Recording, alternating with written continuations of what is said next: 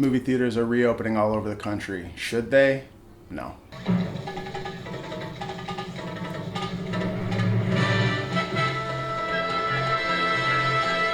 Greetings all. I'm Jake S. Weissman. I hope everybody had a really good weekend and did whatever it was that they wanted to do. Hopefully you did it inside. Today's episode is just going to be a bunch of headlines. You guys can come to your own conclusions. I've come to my own. I've read most of these articles, but the headlines themselves definitely paint a portrait. Before we get started on the news, some thoughts.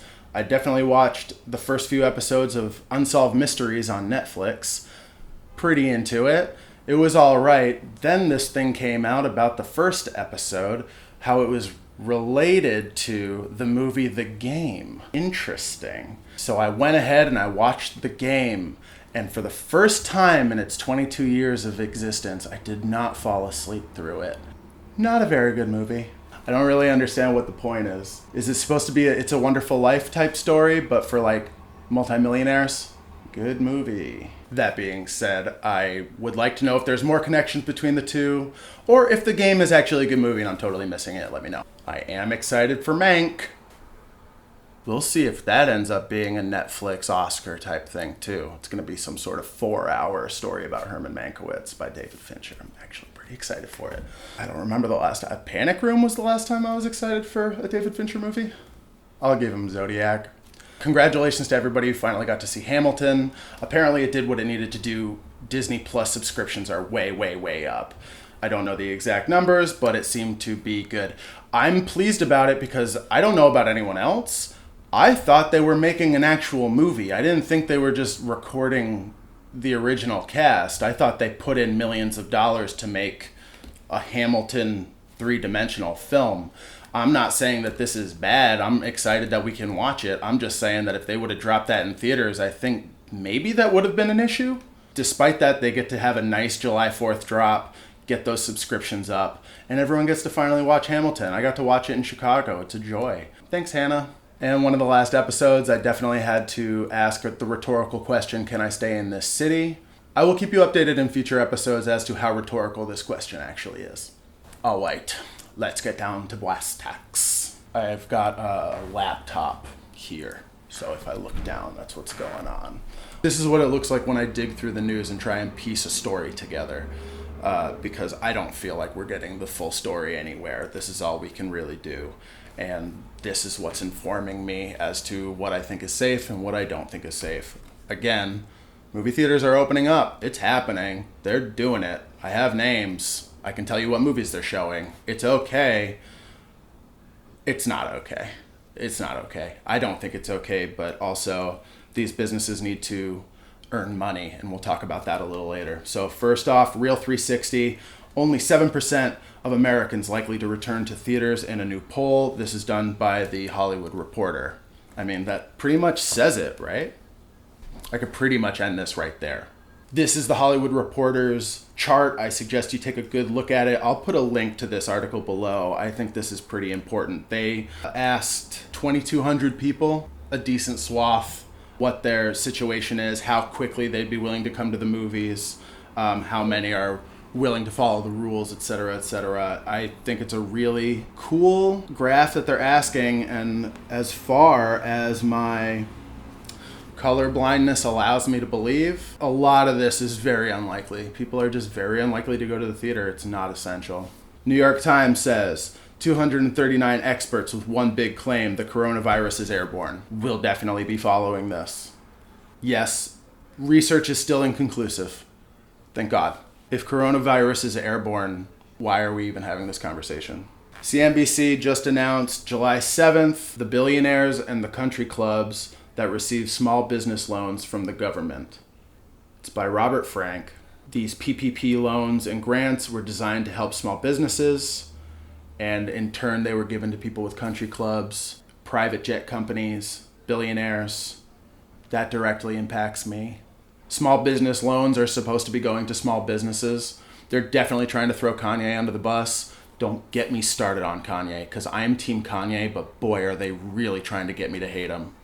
Sometimes I think he's even trying to get me to hate him. I don't know. I'm trying to stay on his side, but it says Yeezy got 2 to 5 million. This right after he announced his Gap deal, put up a big billboard in Chicago, which I hope, it was on Michigan Ave. Who saw it other than all of us reading the news in our homes?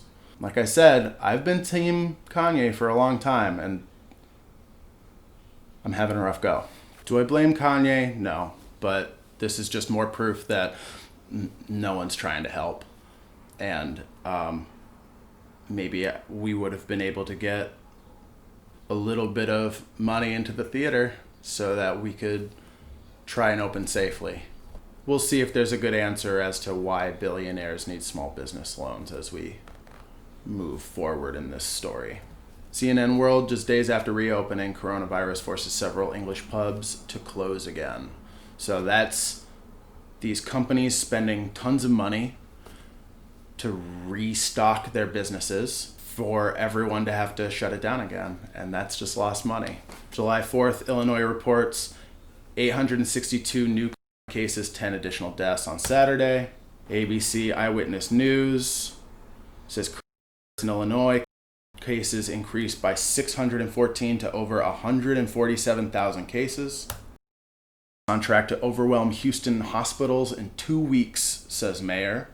If it can happen to Houston, I don't understand why it can't happen here or everywhere else in the country.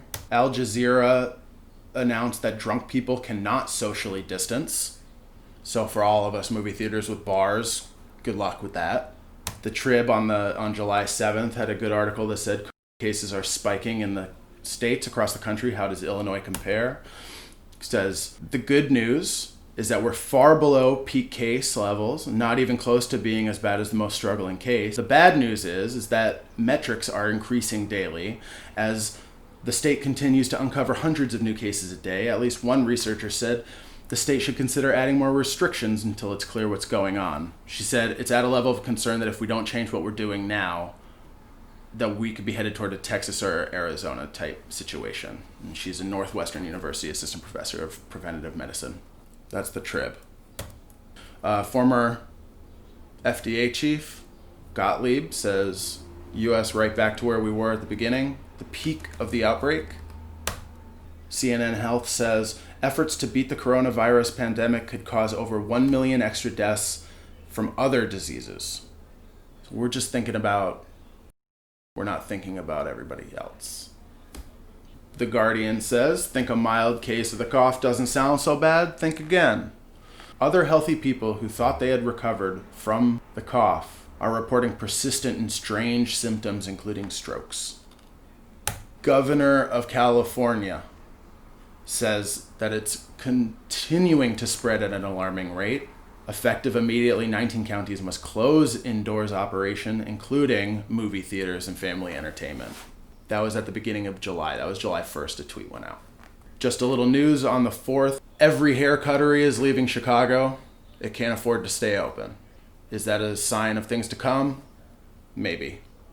Because the news about AMC and Cinemark and Regal and everything keeps going up and down, up and down, up and down. Every other day it's a good article, every other day it's a bad article. That's why I don't really report it, because it's all based on what's coming out. None of these dates have moved yet, but we're going to see, because I think by the end of the week, these dates will be different. I don't think we're going to have a summer. I can't believe people are even trying to have a summer right now. This CNN article from July 5th says Penn State is tracking those in contact with a 21-year-old student who died of the cough complications. So it just means that anyone can get it. It doesn't matter. It doesn't matter if you're old or young. This is someone who's in their prime who died of complications.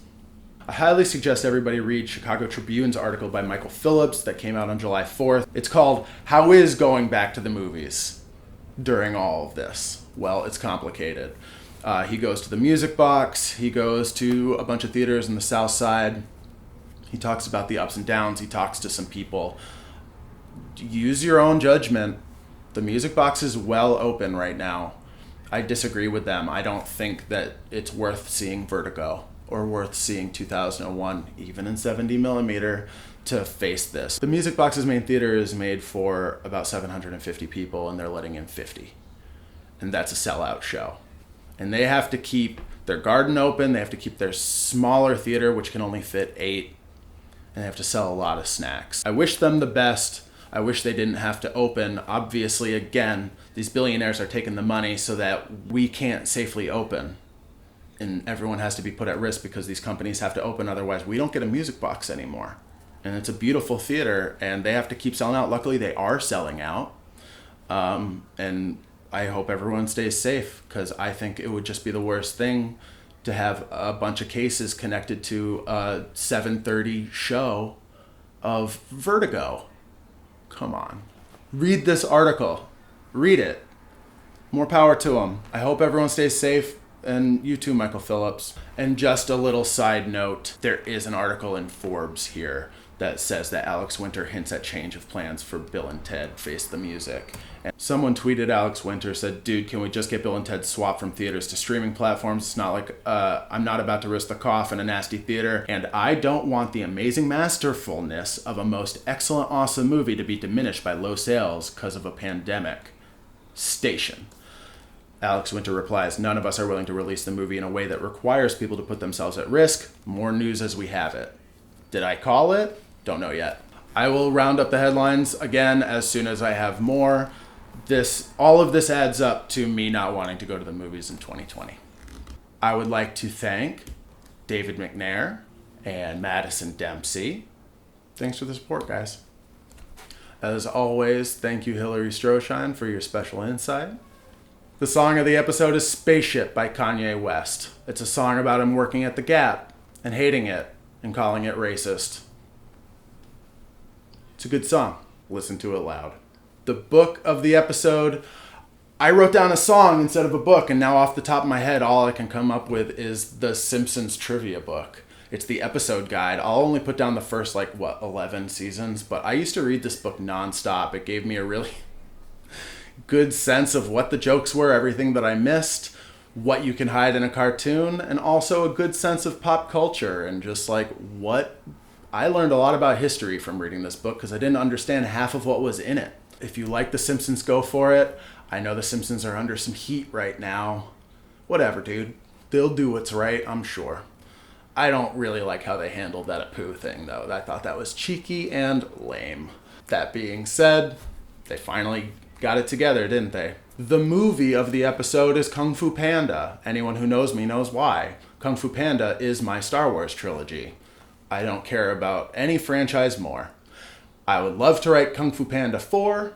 Everything about this movie is perfect. I'm probably going to watch it tonight. Seriously, if you haven't watched Kung Fu Panda, what are you doing with your life? I'm going to try to do the little video link click thing. So if you want to know what I think about the future of movie theaters, click here. And do me a favor and click on the Screenplay Diary show. It's an experiment that I'm doing. Instead of doing Let's Plays with video games, I'm writing a screenplay in real time and telling you my process. It's not a class, it's just an experimental thing, and I would love your input. I would love you to go on that journey with me. So thank you, everybody, for watching. Do this business. And I'll keep you posted about what's to come. Whenever the wind whistles through the leaves, I'll think Lowenstein. Lowenstein. My name is Zweig. Lowenstein.